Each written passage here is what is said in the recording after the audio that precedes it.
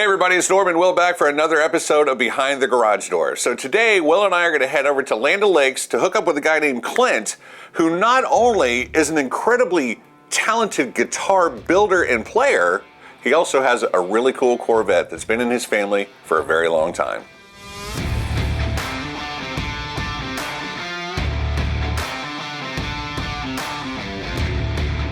So Lando Lakes is kind of a far drive, so we're going to take something comfy and cozy.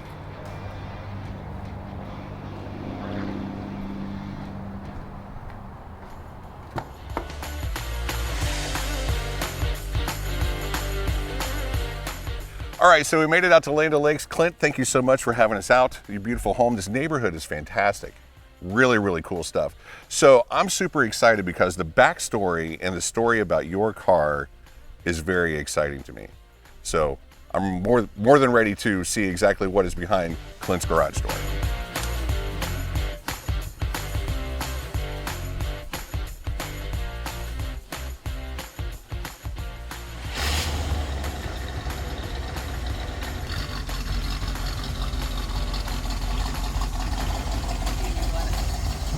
All right, Clint, so tell me everything about this Corvette. So this Corvette came into my family in 1982. My uncle bought it. He had a 63 split window that was amazing, but he wanted a car that whenever he went out in public, it wasn't all the attention. Just go out and have fun with the car. Okay. So when he bought it, it was straight up a red. And this is the original red paint, crazy enough, except for the nose, you know, those went bad. Yes, and yes. So he's replaced that, but everything else is original. He got up one Saturday morning and decided, hey, I think I'm going to paint a gold stripe down the middle. And so that's the story. He did it in his garage that day. Okay. So he had it throughout the 80s. I remember the car going to all sorts of family functions and everything. It's a colorful car. There's folk art on the back that I always was curious about as a child. Okay. So the artwork is actually from the Clint Eastwood movie Every Which Way But Loose. It's one of my favorite movies. There's an orangutan, Yeah, Clyde. That's Clint Eastwood's best friend. Right turn, Clyde. And he's always flipping off neo-Nazis. So that's the story. Yeah, that's right, the bike gang. So the orangutan is on the back of this, and it was my uncle drag raced it, which we've got a lot of the trophies. I'll be able to show you there in a moment. But so it's a 73? 73. And he bought it in 82. He brought it in 82, and I think he was either the second or third owner of the car at that point. So it had the turbine hubcaps on it, NASA, Yep. that era. So yeah, and I've always thought it was cool. My dad is a car person. My uncle is a car person. Really good mechanics. Yes. I'm a musician, so. Also good with your hands. But I've come to be that. Because these cars, you're always working on them. And Yep. It will be always and forever working. Yep. But it's sort of part of the journey. It's kind of like owning a house. Having a classic car, you'll never have nothing to do. It's true. It's true. So thinking about this as an heirloom now. So when I was visiting my uncle this last summer, he and my aunt said they took everybody for their last ride in it, and they had pictures of everyone with it. Okay.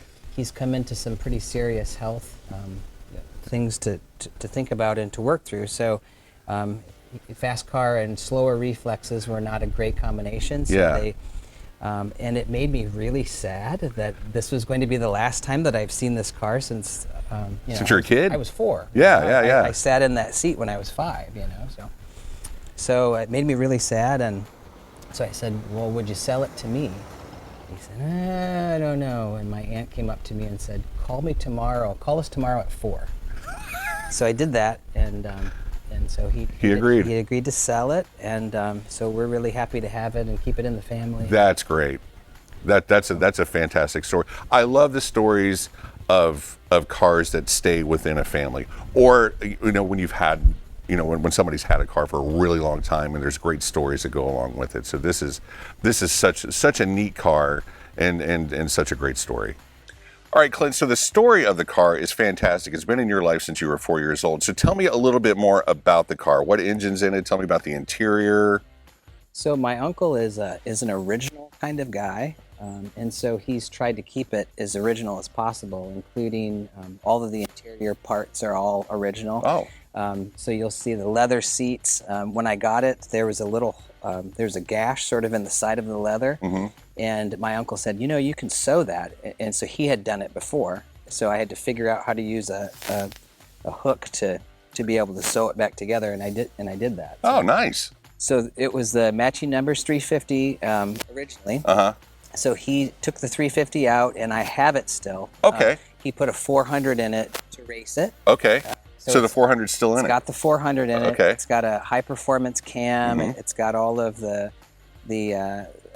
valve seats are brass. Yep. All of that. All the good stuff. It's got some goodies in it. So so as I look closer into the interior here, Clint, I mean, this has classic 80s stuff in it. The aftermarket cruise control, the equalizer under the dash. Now, it looks like it still has the original AM radio, or is that an FM radio also? AM, FM radio in it. Yes, check this out. Okay. Check this out. In the middle, what is it?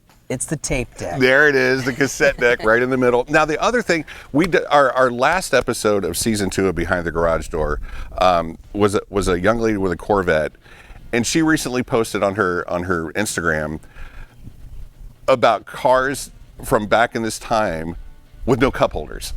Yeah, there was nothing. And I've got a 79 Camaro that has no cup holder. This is a 73 Corvette, no cup holder. But you've actually got pseudo cup holders in this car. That's cool. Where did that come from? My uncle got this when I was a kid. So he found those cup holders somewhere. 80s aftermarket Corvette. And it's even a Corvette. Flag, so it's meant for that brake lever. Absolutely. I love how the wheels match the car.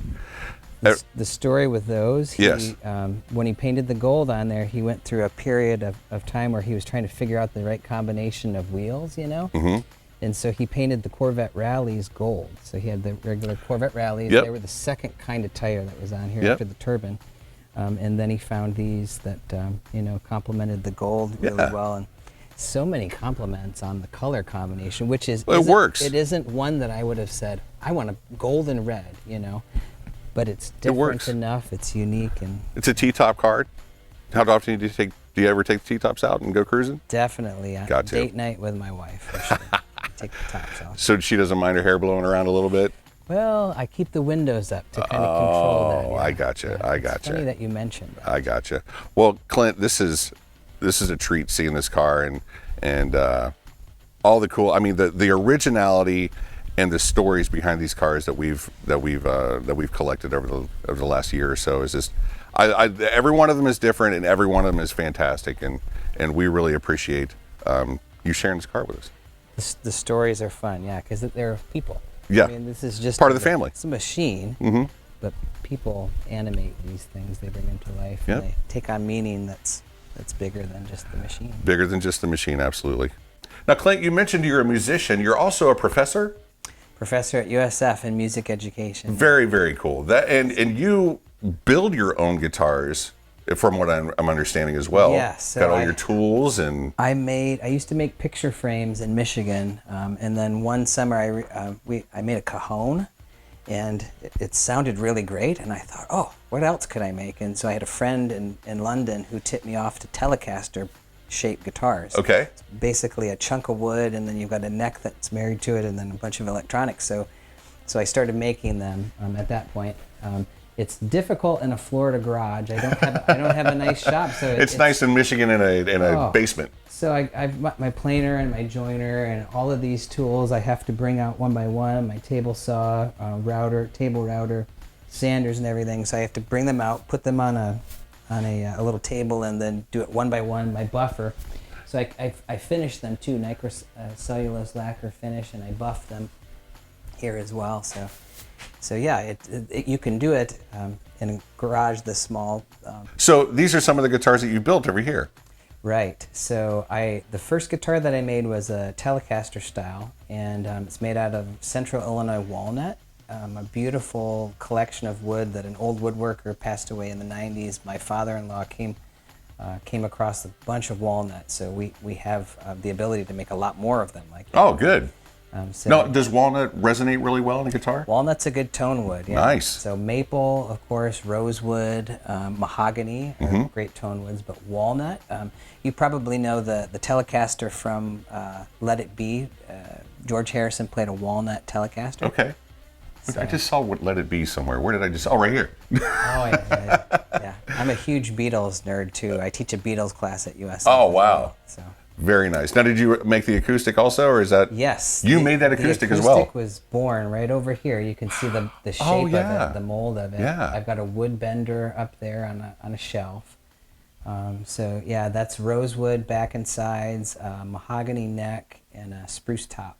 So did all of the finishing right here. All of my wood clamps are in that box over there. Yeah. Everything has to be put away because, my daughter parks her Volkswagen right here, and we come in and out of here all the time. So Beautiful guitars, beautiful Corvette.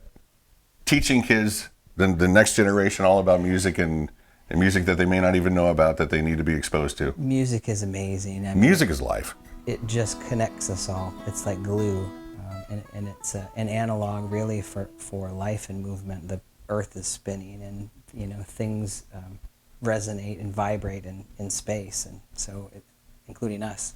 Including us. I'm vibrating right now.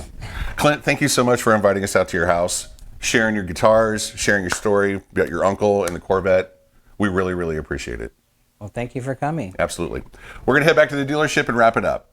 All right, Clint, I've got to say, well, first of all, before I go any further, those guitars that Clint actually makes in his garage, the video does not do them justice how incredibly well they sound. Those guitars are fantastic, and what a great player, and fantastic with all the stuff he does with the church and everything else. And please, Clint, don't ever paint that car.